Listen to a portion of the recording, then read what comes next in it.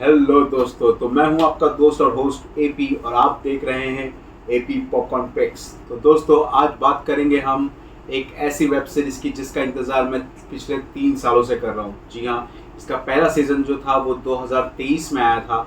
उसके 3 साल के लंबे वक्त के बाद ये फाइनली इस साल रिलीज़ हुई है। जी, मैं बात कर रहा हूँ इंस्पेक्टर अविनाश की। सिस्टम में कुत्ते पाल रखे हैं जो उनका पट्टा खींचने का समय आ गया। वफादारी की कीमत वक्त से नहीं लहू से आंकी जाती है, चुटकियों में खत्म हो जाएगा। अब आप उल्टी गिनती शुरू कर दीजिए। जिसकी स्टार कास्ट में हैं रणदीप हुडा, उर्वशी रौटेला, अभिमन्यु सिंह, अमित सियाल और फ्रेडी दारूवाला और भी बहुत सारे कैरेक्टर्स हैं, बहुत सारे। और यकीन माने दोस्तों, जितने कैरेक्टर्स हैं उतनी कहानियां भी हैं इसमें। अभी कुछ दिन पहले ही मैंने एक वेब सीरीज़ के बारे में बात किया था जहां पर मैंने कंप्लेन की थी कि उस वेब सीरीज़ में ज़्यादा सब प्लॉट्स नहीं थे, बस एक ही कहानी को खींचा जा रहा था। लेकिन इंस्पेक्टर अविनाश, इसमें इतने प्लॉट्स थे कि ये भी एक प्रॉब्लमेटिक लगने लगी, लेकिन फिर भी काफ़ी मज़ेदार था। इतने सारे प्लॉट्स और इतनी सारी कहानियाँ एक साथ चल रही होती है कि आपको एक टाइम पे 3-3, 4-4 कहानियों पर नज़र रखनी पड़ती है। कई बार तो स्टोरी मानो खुद भूल जाती है कि हमें इस कैरेक्टर को भी बताना है। फिर आगे 2 या 3 एपिसोड के बाद उनको याद आता है कि हमने इस कैरेक्टर के बारे में नहीं बताया और फिर बताते हैं। ठीक है, बस ये इसका एक नेगेटिव पॉइंट है जो मैंने स्टार्टिंग में ही बोल दिया। अब अगर मैं बात करूँ सीरीज़ की, तो सीरीज़ इज़ रियली वॉचेबल। आप इसे मिस नहीं करना चाहेंगे डेफिनेटली। अगर आपने भौकाल जैसी वेब सीरीज़ देखी है या मिर्ज़ापुर जैसी वेब सीरीज़ आपको पसंद है, तो ये उनका कॉम्बो है। ये वाकई में उन दोनों का कॉम्बो है और आपको ये काफ़ी सारा एंटरटेनमेंट प्रोवाइड करती है। बात करेंगे इसके पहले सीज़न की जो आया था 2023 में, विथ सेम कैरेक्टर्स। जो उसमें हमने देखा कि किस तरह से कुछ रियल लाइफ इंसिडेंट्स को यूज़ करते हुए स्टोरी को बनाया गया था। जैसे आपको याद होगा वो अयोध्या वाला सीन, यहाँ पर बॉम्ब प्लान्स किए गए होते हैं आतंकवादी द्वारा, और उसको उनमें से एक बॉम्ब जो जिसका टाइम हो चुका होता है, फटने ही वाला होता है, मगर बाद में पता चलता है कि वो एक मंकी ने उससे पहले ही काट दिया था। तो वो एक एक्चुअली इंसिडेंट से उठाया गया है और ऐसे बहुत सारे इंसिडेंट आपको उसमें देखने मिलेंगे। देखिए, पहला सीज़न बहुत मज़ेदार था, बहुत अच्छी कहानी को बनाया गया था। हम अपने कैरेक्टर से कनेक्ट कर पाए, इवन उर्वशी रौतेला जैसी कैरेक्टर से भी हम कनेक्ट कर पाए, जिन्होंने अविनाश की वाइफ का रोल प्ले किया है। काफ़ी सिंपल वुमन है, कोई शोशा नहीं, एकदम साड़ियों में रहती है, एकदम सिमटी हुई, बहुत अदब से बात करती है, अपने हस्बैंड के सामने ज़्यादा चूचा चूचा नहीं करती। एक सिंपल वुमन है, जैसी एक गांव की औरत होती है उसी तरह से, और उनका कैरेक्टर इसीलिए बहुत ज़्यादा अच्छा लगता है। अगर उनकी जगह पे शायद किसी और नॉर्मल एक्ट्रेस को भी ले लिया जाता, या जो जो इतना नोइंग फेस नहीं होता, तो भी काम चल जाता, लेकिन फिर भी उर्वशी को लिया गया ताकि थोड़ा सा एक हाइप बने कि इसमें उर्वशी ने भी काम किया है। तो उस हिसाब से अगर देखा जाए तो she did really good job. Amit Sial जो इसमें शेख साहब का किरदार प्ले करते हैं, जो एक पॉलिटिशियन हैं लेकिन जो क्राइम से जुड़े हुए हैं, उन्होंने अपने कैरेक्टर को बहुत ही अच्छे से प्ले किया है। एक नेगेटिव कैरेक्टर प्ले किया है, जो उसे देखकर उसके बातों के टोन से आप पहचान सकते हो कि यह आदमी गड़बड़ है, इसने कुछ तो गलत काम किए हैं। मगर फिर भी कहानी काफ़ी इंटरेस्टिंग रहती है, जिसकी वजह से आप जुड़े रहते हो। आगे जाके पहले सीज़न के एंड में एक नया कैरेक्टर आता है जिसका नाम है देवी, जिसको हमने उस वक्त तो इतना नहीं देख पाए थे। पहले सीज़न के वो लास्ट के एपिसोड्स में आता है, लेकिन इस सीज़न के स्टार्टिंग से ही उसे दिखा दिया जाता है। धीरे धीरे हमें उसके कैरेक्टर्स के लेयर्स भी बताए जाते हैं, वो क्यों ऐसा है, वो क्या कर रही है, वो एक किन्नर है या नहीं है, या वो किन्नर बनने के बाद उसने अपने इस पॉलिटिक्स में वो कैसा इस्तेमाल कर रही है, रिलीजियस पॉलिटिक्स दोनों का कैसे इस्तेमाल करती है। ये सारी चीज़ें सेकंड सीज़न में दिखाई गई है। वैसे सेकंड सीज़न में आपको बहुत कुछ दिखाया गया है। मैंने कहा ना, जब आप स्टोरी स्टार्ट करोगे तभी आप सोचने लगोगे यार कितनी कहानियाँ चल रही है। एक जगह उसके अविनाश के जो बेटे हैं, जो तकरीबन 12 साल का होगा कुछ, उसके ऊपर एक मर्डर केस चल रहा है। अविनाश के ऊपर एक एनकाउंटर केस चल रहा है। फिर देवी की कहानी हमको अलग से इन्वॉल्व करके रखती है। शेख साहब क्या एक्शन लेने वाले वो इन्वॉल्वमेंट रखता है। साइड में एक सरदार जी है, उनके लव अफेयर जो चल रहे थे वो एक कैरेक्टर इन्वॉल्वमेंट रखता है। इसके अलावा एक साइको किलर भी है जो लोगों को केमिकल से इंजेक्शन देके मार रहा होता है, उसकी कहानी भी अलग से चलती रहती है। इतने सारी कहानियाँ चलती रहती है जो आपके ब्रेन को ज़रा भी रेस्ट करने नहीं देती। सीरीज जो है वो लगातार एक पेस के साथ आगे बढ़ती है, ना ही स्लो ना ही ज़्यादा फास्ट, एक मीडियम पेस के साथ, जिसकी वजह से ये और ज़्यादा इंटरेस्टिंग बन जाती है। अब आते हैं रणदीप हुडा के कैरेक्टर की बात करें तो रणदीप हुडा का कैरेक्टर बहुत ही कनेक्टेबल है, बहुत ही अच्छा लगता है। ऐसा लगता है कि वो अपने आप में बहुत एटीट्यूड रखता है, लेकिन नहीं, वो एटीट्यूड नहीं होता है, वो उसका ग्रैटिट्यूड होता है टूवर्ड्स दी महादेव। ठीक है, वो महाकाल का बहुत बड़ा भक्त होता है महादेव का, और हर चीज़ में वो महादेव को याद करता है। कोई भी काम कर रहा हो उसमें पहले महादेव को धन्यवाद करता है। इवन कई बार तो हमको ऐसा लगता है कि हर चीज़ के पहले महादेव को याद क्यों करता है, क्योंकि कई बार तो वो जब कोई नशा दारू पी रहा होता है तब भी वो महादेव को याद करता है, उनसे क्षमा याचना करता है कि वो गलत काम करा है, तो गलत काम से पहले भी वो माफ़ी मांग लेता है और उसके बाद वो काम करता है। तो कैरेक्टर काफ़ी इंटरेस्टिंग है। इसके अलावा जिस तरह से वो एक दबंग इंस्पेक्टर के रोल में नज़र आते हैं, मानना पड़ेगा कि Randeep Hooda has done really tremendous job. वो एक्चुअल में उस कैरेक्टर को जीते हैं।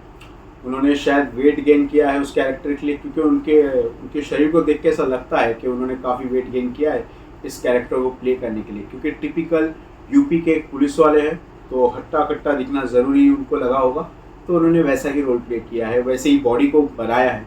तो ये एक बहुत इंटरेस्टिंग चीज़ है और ये उनके हार्डवर्क को दर्शाता है। तो इसके डायरेक्टर का नाम है नीरज पाठक। इससे पहले उन्होंने राइट या रॉन्ग और भैया जी सुपर हिट ऐसी टाइप की फिल्में दी है जो स्पेशली सनी देओल के साथ थी। तो मैं कह सकता हूँ कि फिल्मों में वो उन्होंने इतना अपना टैलेंट नहीं दिखाया, लेकिन इस सीरीज़ में हमें वाकई में लगता है कि वो एक अच्छे डायरेक्टर है, क्योंकि उन्होंने काफ़ी अच्छे से इसमें अपनी पकड़ बना कर रखी है। स्क्रीन प्ले काफ़ी स्मूथ है, डायलॉग्स काफ़ी अच्छे हैं, काफ़ी रियलिस्टिक लगते हैं, गाली भी है जैसे मैं पहले बता चुका हूँ, इसके अंदर थोड़े से गाली और एक्शंस भी है। लेकिन मैंने बताया ना, गाली देखिए अननेसेसरी नहीं है। हर जगह पे बिना वजह के कोई कैरेक्टर गाली नहीं देता। वो एक फ्रस्ट्रेशन में या जहाँ पर लोग गाली देते हैं, जब नॉर्मल लोग भी अपने दोस्तों में या फिर झगड़े में गाली देते हैं, उसी तरह सिचुएशन में एक कैरेक्टर गाली देते हैं। बिना वजह वो कहीं भी गाली नहीं देते, तो इसके लिए इसमें कोई परेशानी नहीं होती। एक्शन कभी कभी ब्रूटल होता है, कभी कभी नहीं। आपको याद होगा पहले सीज़न में, अगर आपने पहला सीज़न देखा होगा, क्योंकि पहला सीज़न 3 साल पहले आया था, तो मैं थोड़ा बहुत स्पॉयलर्स दे देता हूँ। तो जब पहला सीज़न आया था ना, तो उसमें एक एपिसोड था, मेरे ख्याल से 6वां या 7वां एपिसोड था, याद नहीं मुझे, लेकिन उस एपिसोड में बताया गया था कि ग्रुप ऑफ गैंग है जिन्होंने एक फैमिली में घुसकर वहाँ पर उन सभी औरतों का, फैमिली में जितनी भी औरतें हैं ना, उनके साथ में you know I what I mean, ठीक है। यूट्यूब पे वो वर्ड्स बोलना अलाउड नहीं होता, so I will not take that word. उन्होंने उनके साथ बुरा काम किया होता है, जिसके बाद वो सोचिए वो बुरा काम उनके घर की माताओं के साथ, बहनों के साथ, भाभीयों के साथ, हर कैरेक्टर के साथ, हर वुमन कैरेक्टर के साथ किया होता है, जिसके बाद हम व्यूअर्स को भी बड़ा गुस्सा आता है। और जब अविनाश उन लोगों को इसका सबक सिखाता है, वो जिस तरह से उनके साथ ब्रूटली मारपीट करता है, उन्हें मारता है, इट गिव्स यू सेटिस्फिकेशन।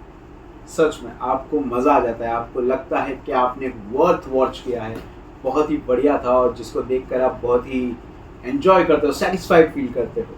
तो पहला सीज़न तो काफ़ी खूब था, इसका अच्छे पॉइंट पे एंड भी हुआ था।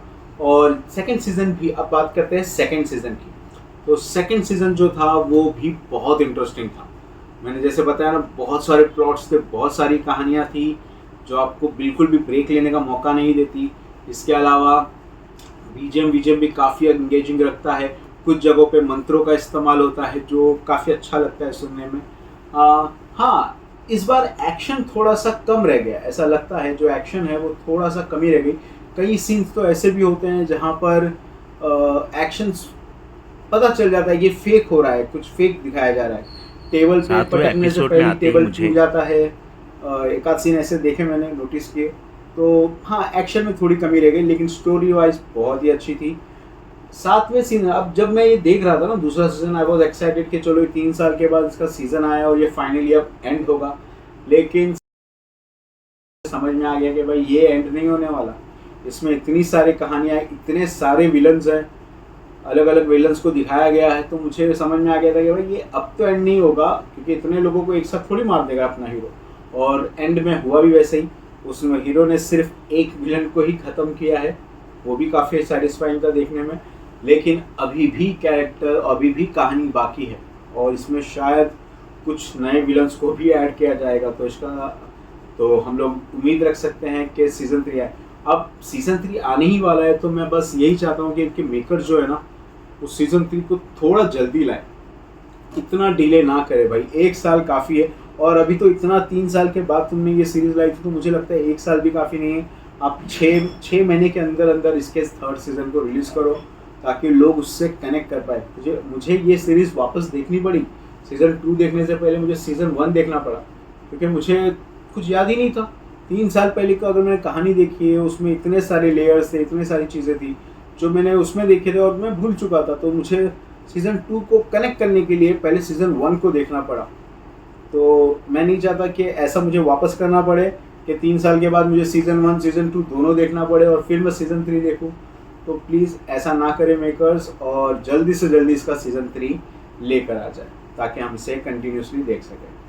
तो अगर आपने इसे नहीं देखा है, तो मैं आपको रेकमेंड करूँगा आप इसे ज़रूर देखें। It's definitely a worth watch. अगर रेटिंग करने की बात है, तो मैं इसे पहले सीज़न को दूंगा 3.5 स्टार, क्योंकि काफ़ी अच्छा था, काफ़ी एंगेजिंग था। लेकिन अगर सेकेंड सीज़न की बात करें, तो स्टोरी के मामले में सेकेंड सीज़न फर्स्ट सीज़न से ज़्यादा अच्छा है, लेकिन एक्शन ने काफ़ी कमज़ोर कर दिया इसे। तो सेकेंड सीज़न को मैं दूंगा 3.3 स्टार। ठीक है, 3.3 या 3 भी पकड़ सकते हो आप, लेकिन दोनों में हाफ स्टार का ही फ़र्क है, तो ज़्यादा इतना कुछ नहीं है।